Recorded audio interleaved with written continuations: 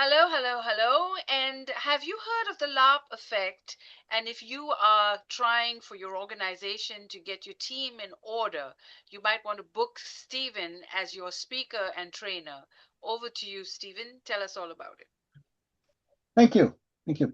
So, what if your next leadership breakthrough didn't come from a strategy deck, but from stepping into a story? Why a story? Because you can learn a lot from trying to save the world or trying to destroy it, from trying to take control of the flying city of Atlantis or dramatically going down in flames. Now, is that fantasy? Sure, it's fantasy. And that is a fantasy that can teach you a lot about how to run a successful business, provided you do it correctly, provided that it's a living story. And that's where live action role playing games or LARP comes in. You don't just learn about leadership, teamwork, decision making under pressure, you get to live it. You experience it and you learn from it.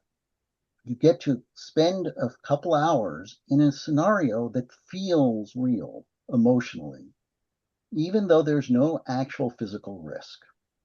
Imagine for a moment you're in a large room, an auditorium with senior leaders, smart people, confident people, and their phones start binging. Alerts are coming in. A flight just landed, and the passengers are getting sick. There were no symptoms while this flight was in the air, but now that the flight's on the ground and people have left the airport, it's spreading. The phones are buzzing. There are conflicting reports coming in, and nobody has the full picture. One person says it's time to shut down travel. Another one says that doing that will destroy the economy. Someone else says, wait for more data. And yet another person says, if we wait, it'll be too late. And everyone is looking at you to make a decision.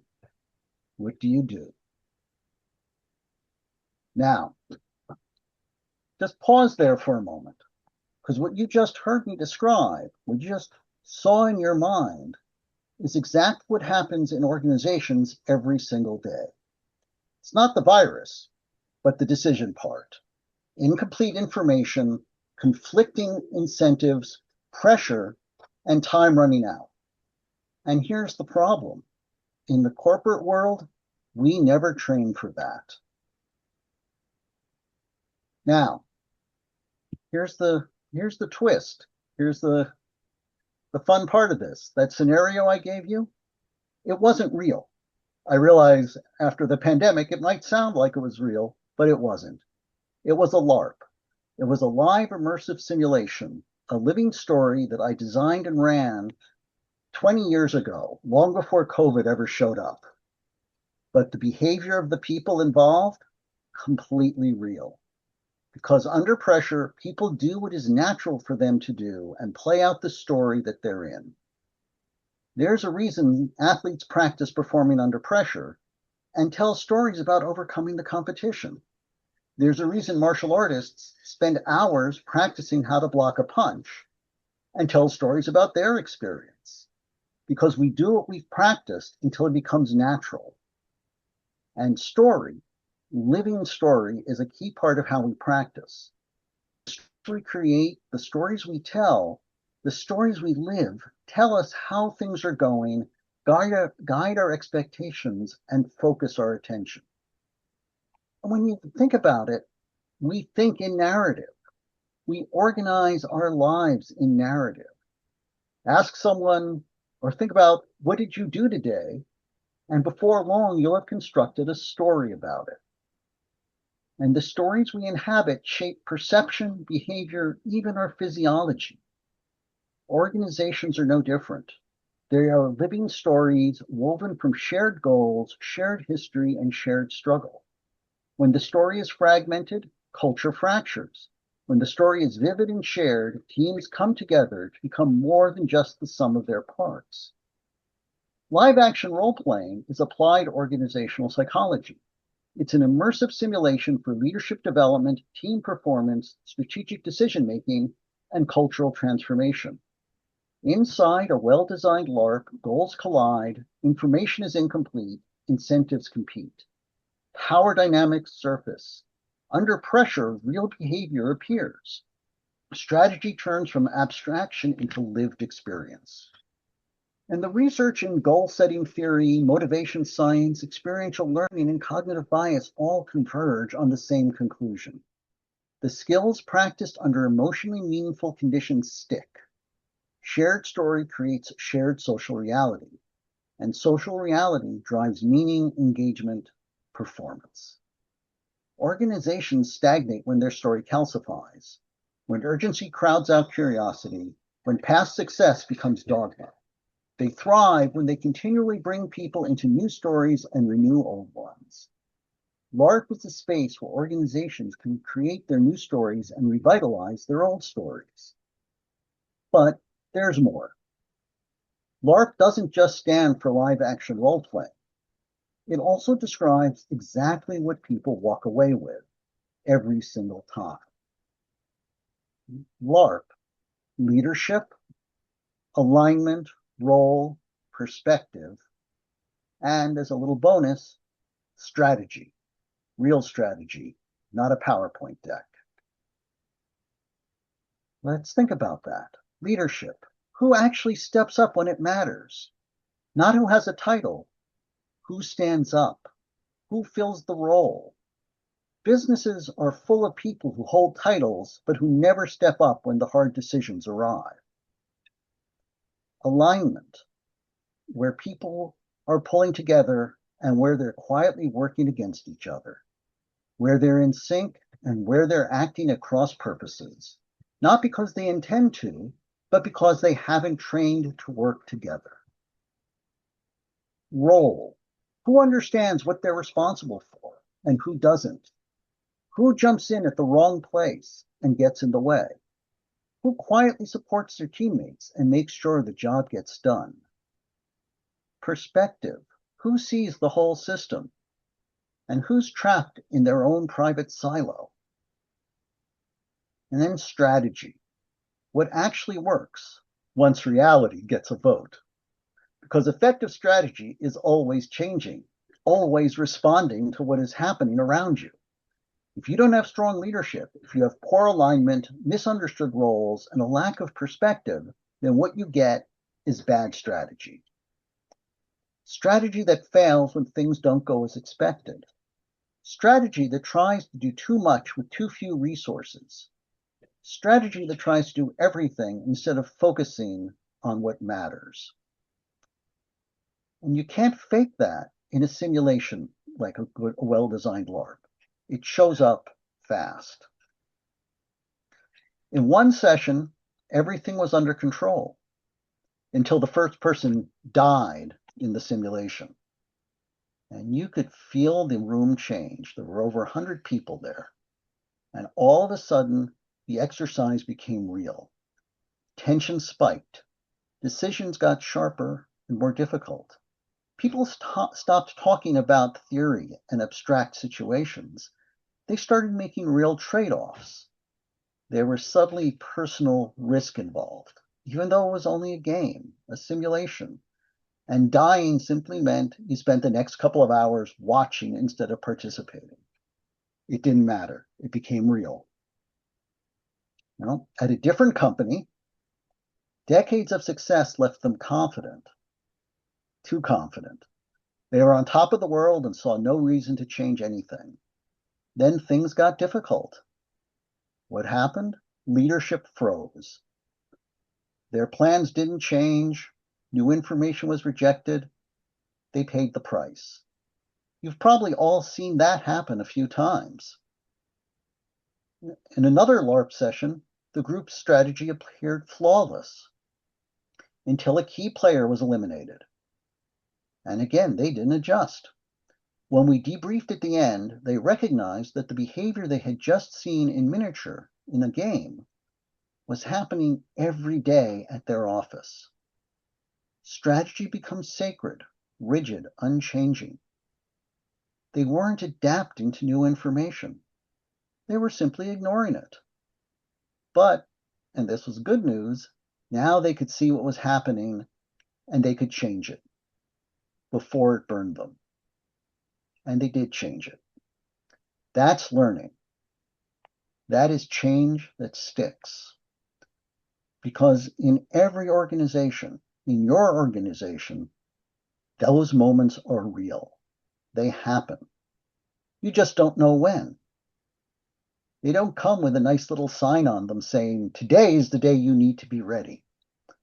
And so the first time your team experiences those moments should not be when the stakes are real, when every decision feels momentous, when leadership isn't prepared, and it shows. Because when leadership is paralyzed, so is everyone else. Because here's the truth. You don't rise to the occasion. We fall to our level of practice. There's a great line in TV show Doctor Who where someone says, Doctor, what will we do when we get there? And the doctor, the third doctor, actually says, what I always do, improvise. And that's great when you're a multi-thousand-year-old Time Lord with incredible intellect and who knows just about everything. But for all the rest of us, if we try to do that, we end up stuck. We end up falling back on what we've practiced. And if we haven't practiced anything, we freeze or we make bad decisions. And here's the thing. Most companies try to teach leadership by itself. They try to fix alignment by itself. They talk about strategy in PowerPoint decks as though it was a magic formula that can't possibly fail, or somehow their inevitable destiny that they would always succeed just because they had succeeded. But reality, things happen all at once, under pressure and inside a system. LARP lets you rehearse that system.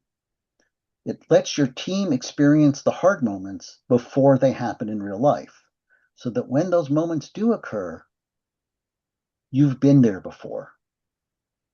You know how to adapt, how to adjust, and how to navigate chaos successfully. Because LARP isn't just something you do, it's what you get. Leadership, alignment, role, perspective, strategy. Once you've seen those clearly, you can finally start to change them. Because if you want to perform differently under pressure, you have to give yourself and give your team a chance to practice differently. That's the LARP effect. It's about building optimistic, resilient, high-performing organizations by intentionally designing the stories people live at work. It's about competitive advantage forged through shared experience. And it's about leadership practiced, not preached. Because let's face it, business is already a game. It's time to play it with purpose. The LARP effect tells you how. You can find it at Amazon, Barnes & Noble, and anywhere else books are sold, including right here in the Brightside bookstore.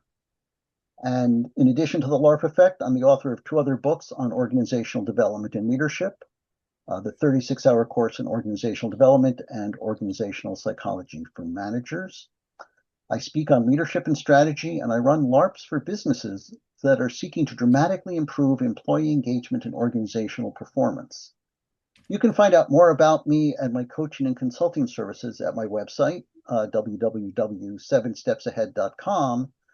And you can reach me by email, steve@7steps.ahead.com, or by phone at 978-298-5189. Thank you very much. Do you have any questions?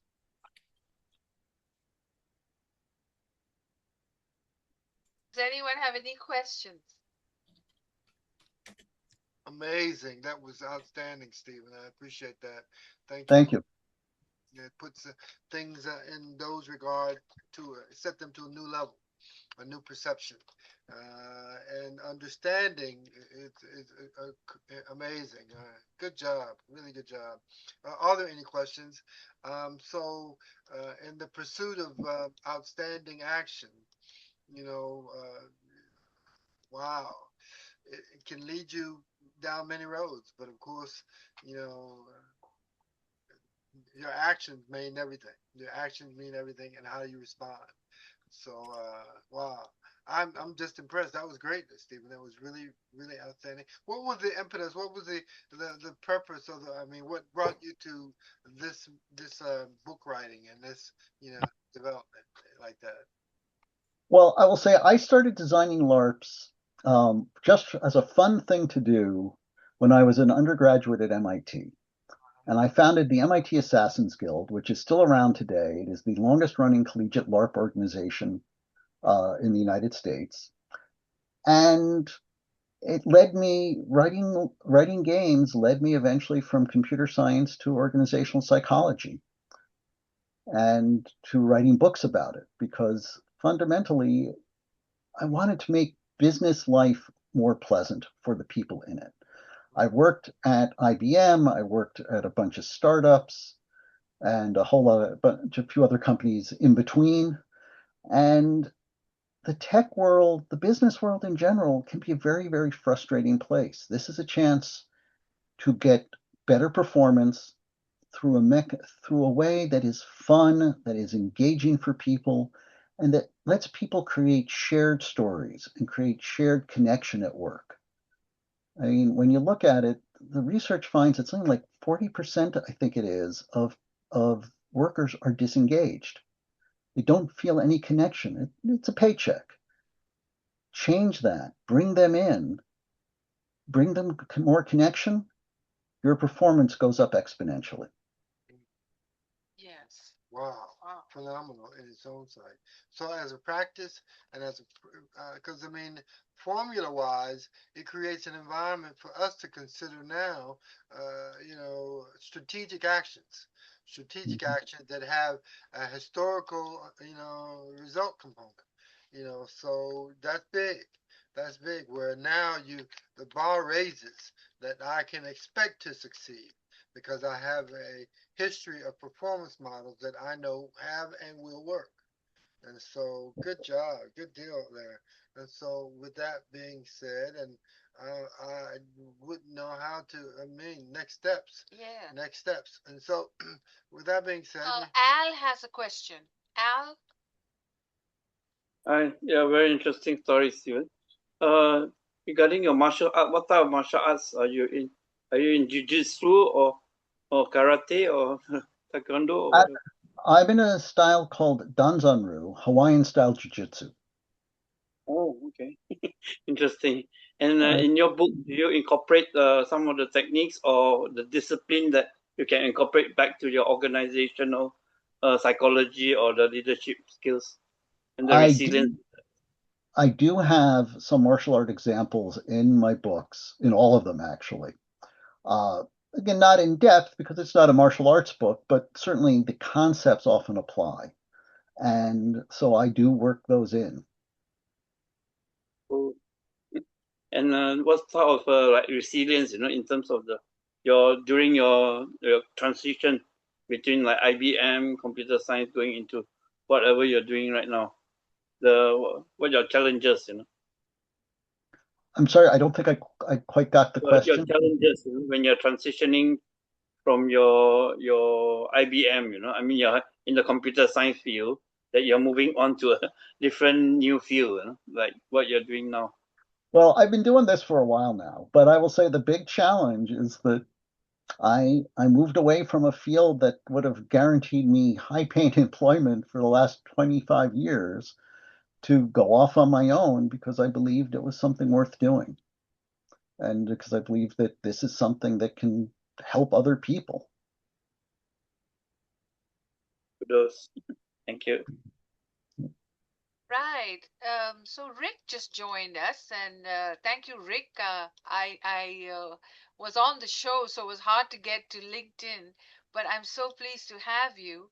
And thank you, Stephen. That was a fantastic presentation, and I'll bring you and Mike back in a minute. So, Rick, please introduce yourself. This is the first time you've been here on our show, and so let me just stop recording.